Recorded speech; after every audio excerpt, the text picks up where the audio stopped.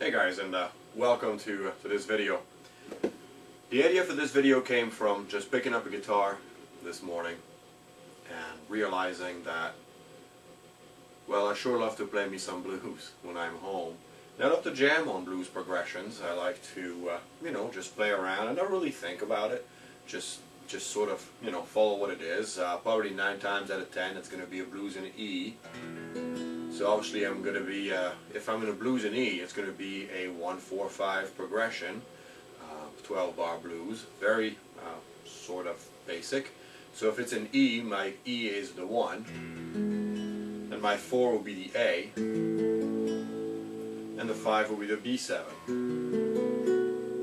And obviously in the course of doing all this, as I've explained in other videos, and this is video 445 I think, but anyway, as I've explained in many videos, I like to add an E7 and an A7. So anyway, I noticed that I started a lot of my jams when I'm just playing alone or playing with friends with a bunch of riffs that seem to lend themselves very well to the blues genre. And some of them are mine, some of them are classic. Doesn't really matter. The bottom line is that they're recurrent, and I thought that I would share them with you in hopes that maybe it can help you either learn new riffs or get into different grooves and have a good time playing. So the first riff that I tend to do a lot is this. Pretty simple riff, and you can go a lot of directions in there. I remember Buddy Guy saying that when his first gig that he ever played, he knew something like 3 songs, but he was hired for a full hour. So he did the 3 songs really slowly. And then when they were done with that, he did the same 3 songs really fast. And the idea was, well, look at that, I got myself 2 new songs, or, double the amount of songs now. And so, in that spirit, this is a riff that you can play, very slowly.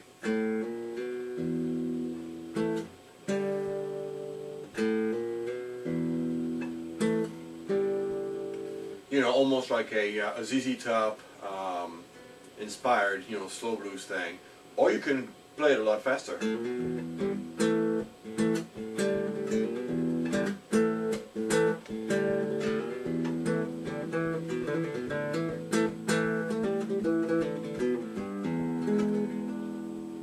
So, again, a riff that is a nice intro into your E chord.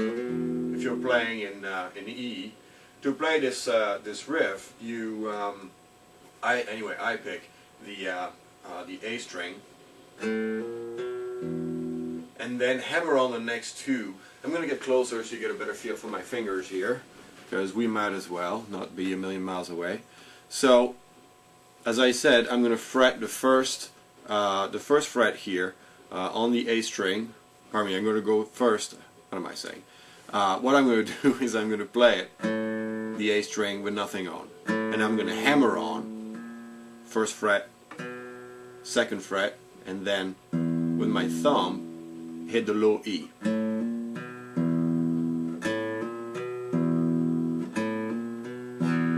So technically 4 different notes are going to be played. Only 2 of them will be strummed or picked. The first one and the last. First one on the A string empty, and the last on the E string empty, which also gives me a root of E for my my blues in E.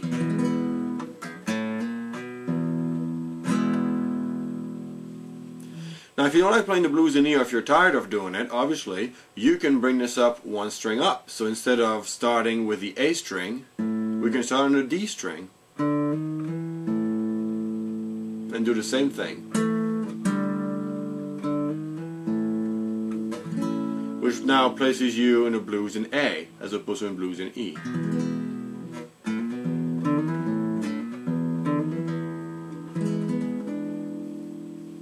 So that's the first riff that I tend to use a fair amount.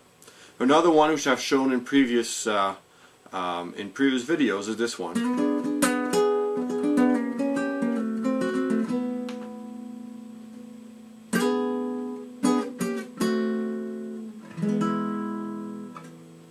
So if you were in a D7 shape,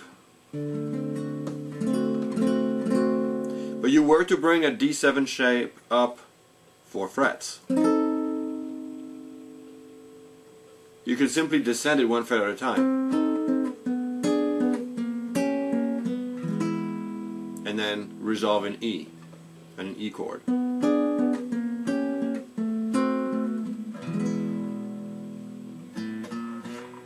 There's your B7 turn around.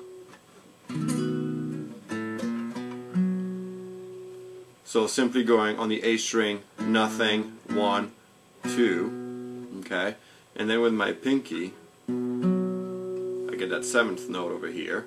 That would be the 4th fret of the D, 4th fret of the D string. You could technically do your B7 right here.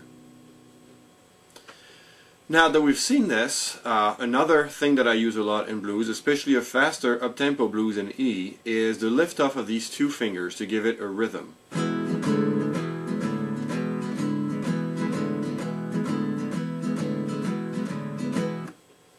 Okay, so very simple thing, but instead of playing E all the way, you can give it a little bit of a rhythm.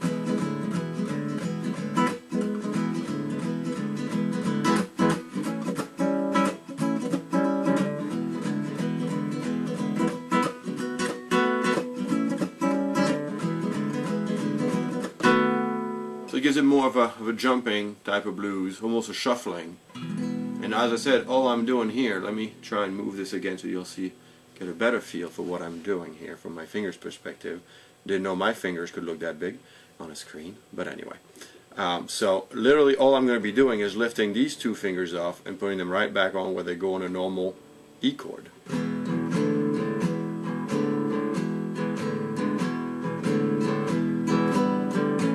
And if I go to an A chord, I can do the same thing with these two fingers.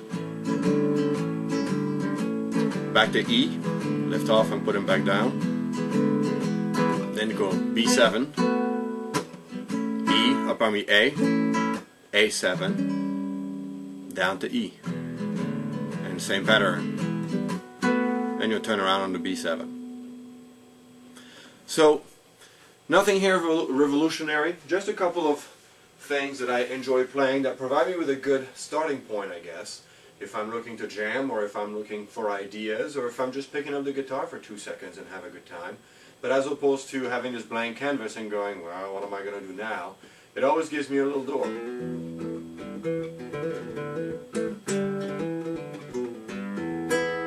So that was the first riff we saw.